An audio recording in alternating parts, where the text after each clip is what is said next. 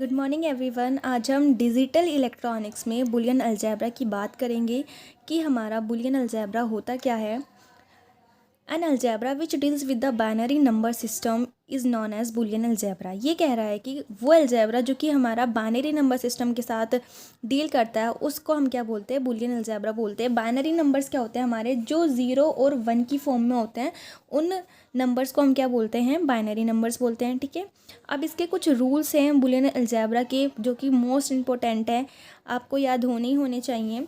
तो first rule कहता है कि अगर a प्लस ए है तो वो बराबर होगा ए के। a प्लस ए बराबर होगा ए के। अब a प्लस ए बराबर है ए के, इसको हम कैसे समझ सकते हैं, देखिए क्या है। पहला रूल है a प्लस ए बराबर है ए के।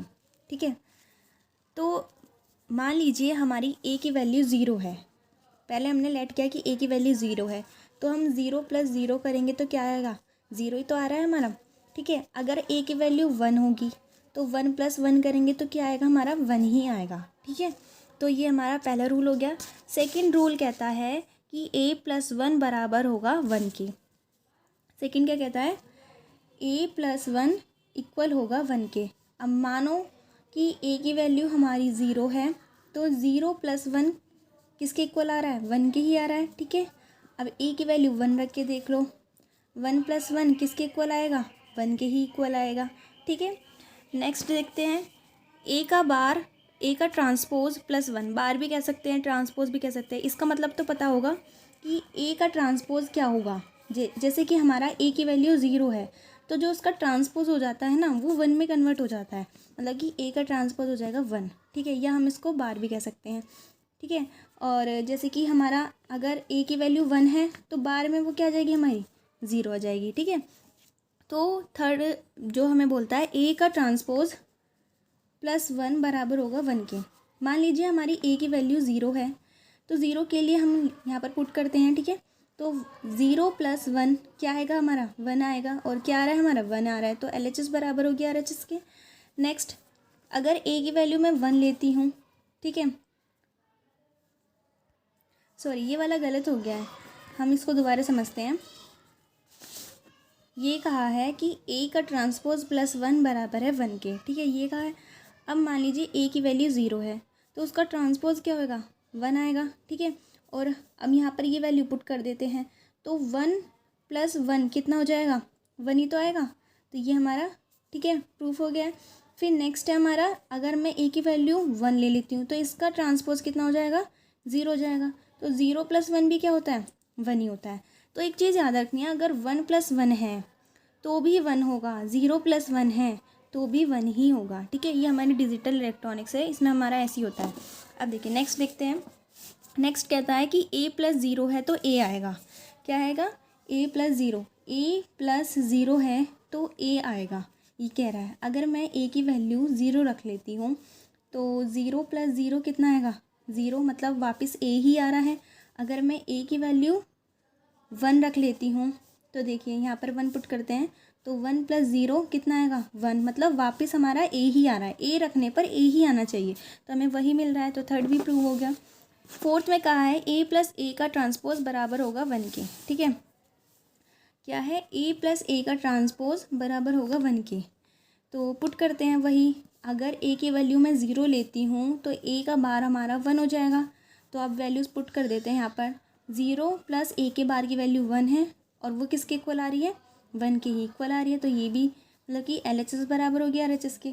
अब ऐसे ही हम अगर पुट करते हैं a की वैल्यू को 1 और a का ट्रांसपोज कितना हो जाएगा, 0 हो जाएगा, तो यहाँ पर पुट करते हैं, तो a की वैल्यू है 1 और a का ट्रांसपोज हमारा 0 है, तो कितना आएगा, 1 प्लस 0 क्या होता है, 1, तो ये भी हो गया। ठीक है, नेक्स्ट हमसे क्या कहा है, नेक्स्ट कहा है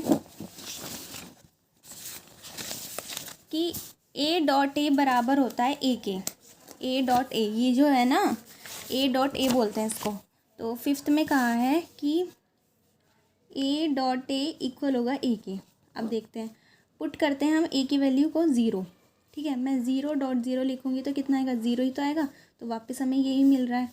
ठीक है, और अगर मैं पुट करूँगी a की वैल्यू को 1 तो 1.1 कितना आएगा, 1, तब भी हमें 1 ही मिल रहा है, मतलब जो हम पुट कर रहे हैं वही आ रहा है, तो ए डॉट ए क्या होगा, ए ही होगा, ठीक है। इसी तरह हमारा सेवन्थ है, सेवन्थ में क्या है, ए प्लस ए बी होगा तो क्या आएगा, ए आएगा। एट्थ में क्या है, ए प्लस बी सी होगा तो हम उसको किस तरह लिखेंगे, ए प्लस बी, एक बार इसके साथ और एक बार इसके साथ, ए प्लस बी ए प्लस सी, ठीक है।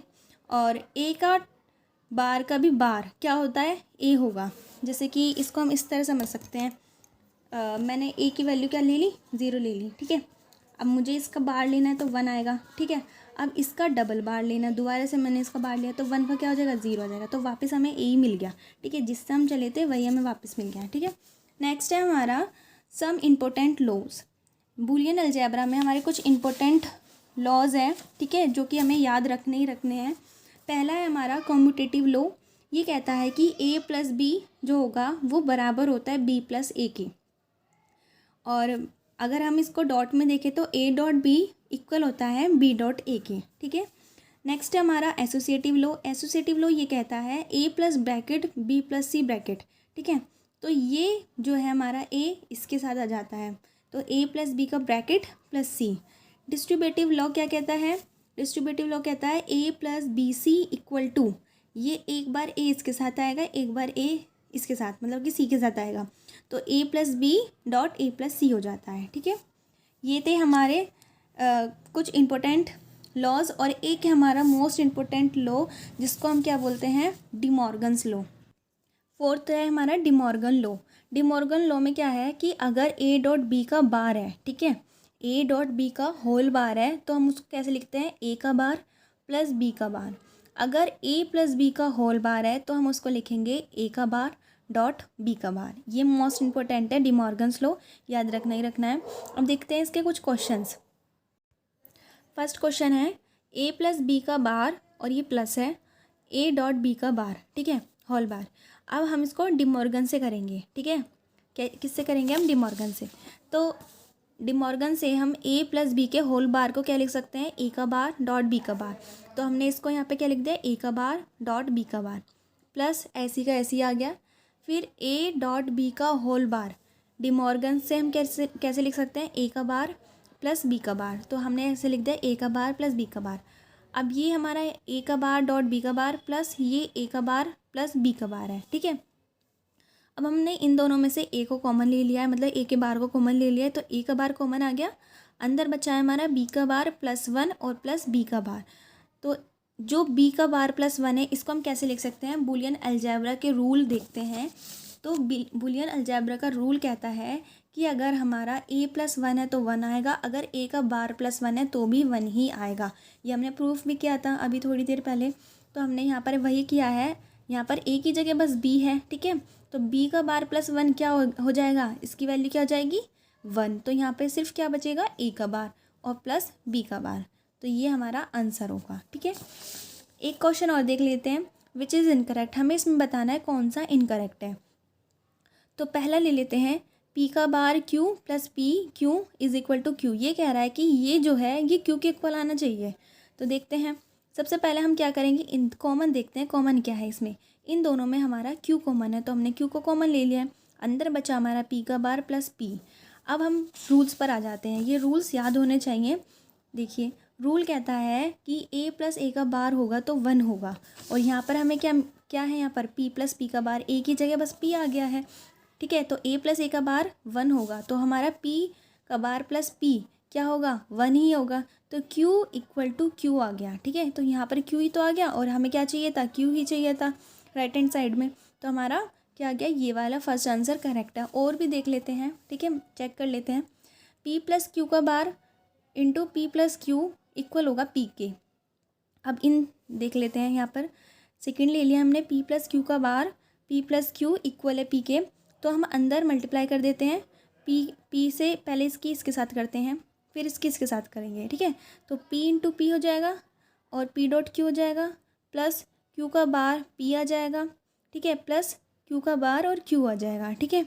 हम इसकी लेफ्ट हैंड साइड लेके चलते हैं, हमें राइट हैंड साइड प्रूफ करनी है।